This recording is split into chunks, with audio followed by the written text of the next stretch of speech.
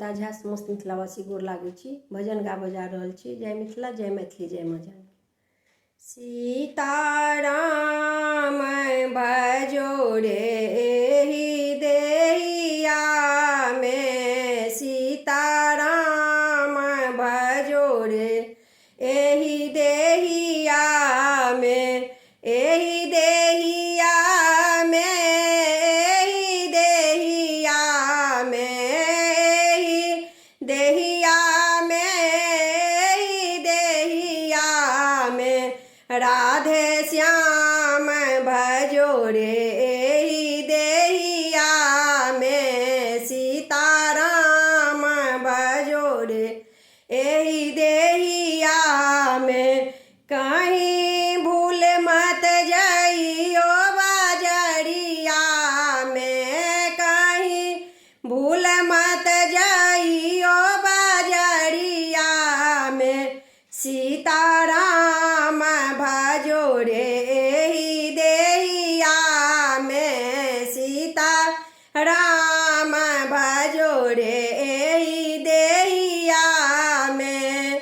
बारंबार मिलत नहीं नरतना, बारंबार मिलत नहीं नरतना, अवसर पायो एहि बेरिया में हो, अवसर पायो एहि बेरिया में, सीताराम भजो एहि देहिया में, सीताराम भजो एहि देहिया में।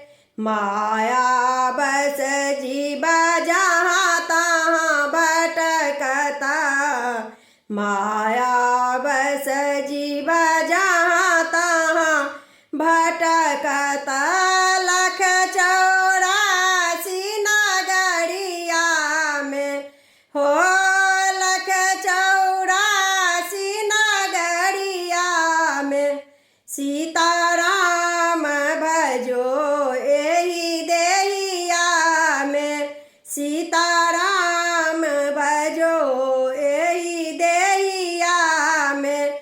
भजन बिना कहीं पड़े न पछताना, भजन बिना कहीं पड़े न पछताना, जमापुरी जमा कचहरिया में हो, जमापुरी जमा कचहरिया में, सीताराम भजो एहि देहिया में, सीताराम भजो एहि देहिया में।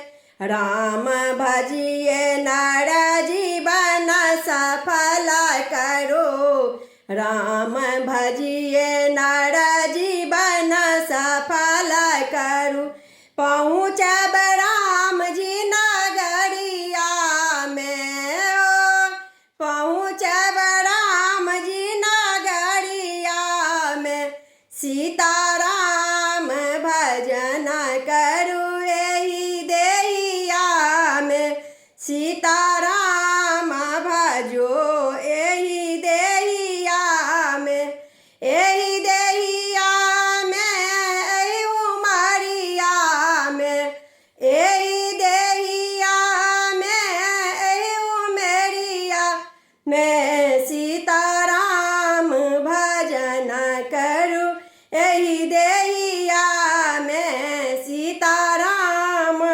भजो रे एहि देहिया में।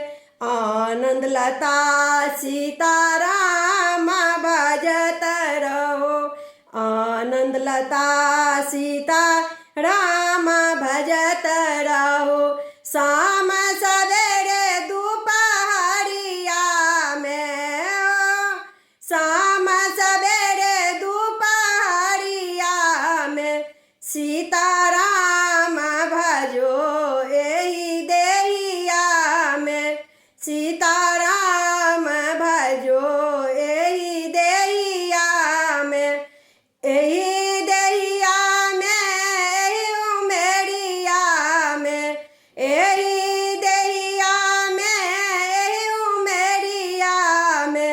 सीताराम भजो एहि देहिया में, राधे श्याम भजो एहि देहिया में।